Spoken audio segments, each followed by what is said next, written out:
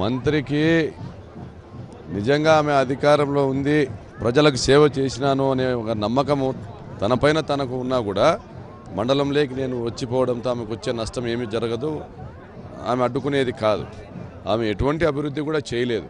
ఆమె ఏమనుకుంటా ఉందంటే ప్రజలకు గంజి మాత్రమే ఇవ్వాలా, వీళ్ళకు భోజనం పెడితే బలుపు ఎక్కుతుంది వీళ్ళకు అనే రకమైన ఒక పెత్తందారి ఆలోచన ఆమెకు ఉంది. సో ఈ ప్రాంతము గత 25 సంవత్సరాల కింద ఎలా ఉందో ఈ కుటుంబ పరిపాలన ఇప్పటికీ అలాగే ఉంది.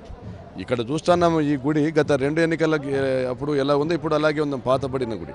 ప్రతి ఎన్నికలప్పుడు మంత్రి వచ్చినప్పుడు గుడి కట్టిస్తానంటది. ఇక్కడ బీసీ కాలనీలో ఎస్సీ కాలనీలో వాళ్ళ కమ్యూనిటీ హాల్ కట్టిస్తానంటది, ఇల్లు ఇస్తానంటది, కానీ ఇంటి స్థలాలు కూడా ఇవ్వలేని పరిస్థితి.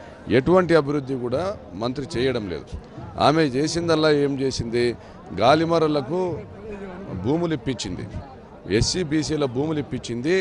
15 లక్షలు ఎకరాకి గాలిమరాల సంస్థల వాళ్ళు డబ్బులు ఇస్తే 3 లక్షలు ఆ ఎస్సీ బీసీలు ఎవరైతే ఆ భూములు కోల్పోయిన రైతులున్నారో వాళ్ళకి డబ్బులు ఇచ్చి మిగిలిన 10-12 లక్షలు ఆమె కొడుకుకు తమ్ముళ్లకు పంచింది.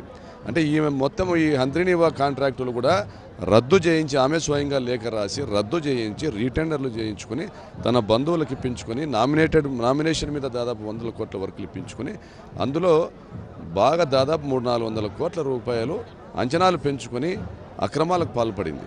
సో అభివృద్ధి అంటే తన ఆర్థిక అభివృద్ధి, తన బంధువుల ఆర్థిక అభివృద్ధి అనేది ఆమె డెఫినేషన్. ప్రజలు కూడా సమస్యలు ఎలాంటి సమస్యలు తీసుకొస్తున్నారు మీ దృష్టికి? ఇప్పుడు వెళ్తా ఉన్నాము, గ్రామాల్లో వెళ్తా ఉన్నాము. నిన్న చాలా గ్రామాలు నిన్న కూడా తిరిగాము, చెన్నై కొత్తపల్లి మండలము.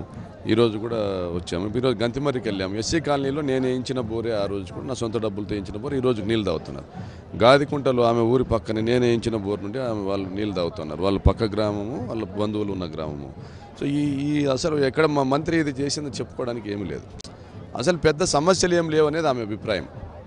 అంటే రైతులకు నీళ్ళు ఇవ్వాలా, హంద్రినీవా ద్వారా ఈ నియోజకవర్గానికి 76,000 ఎకరాలకు నీళ్ళు ఇవ్వాలనేది హంద్రినీవా ప్రాజెక్టు ఉద్దేశం. సో ఆ 76,000 ఎకరాలకు సంబంధించి పిల్ల కాలువలను నిర్మాణం చేయకుండా రద్దుపరిచిన తర్వాత దాని మీద ప్రతిపక్షాలు గొంతెత్తితే అదేది పెద్ద విషయం కాదన్నట్టుగా చెరువులకు నీళ్ళు ఇచ్చినాం కదా అంటది ఆమె. ఈ చెరువులకు నీళ్ళు ఇవ్వడము, వంకలకు నీళ్ళు ఇవ్వడం వల్ల పెద్ద ప్రయోజనం అనేది ఉండదు. బ్రహ్మాండమైన స్పందన ఉంది. మాకు మేలు చేసిన వాడు గతంలో ఎటువంటి పదవి లేకపోయినా ఒక ట్రస్ట్ని ఏర్పాటు చేసి కొన్ని 100 కుటుంబాలకు ఉచితంగా బోర్లు వేసిన వాడు, 10 గొర్రెలు పంపిణీ చేసిన వాడు, గేదెలు ఇచ్చిన వాడు, 10,000 ఆర్థిక సాయం చేసిన వాడు ఎంతో కొంత చేసిన వాడు.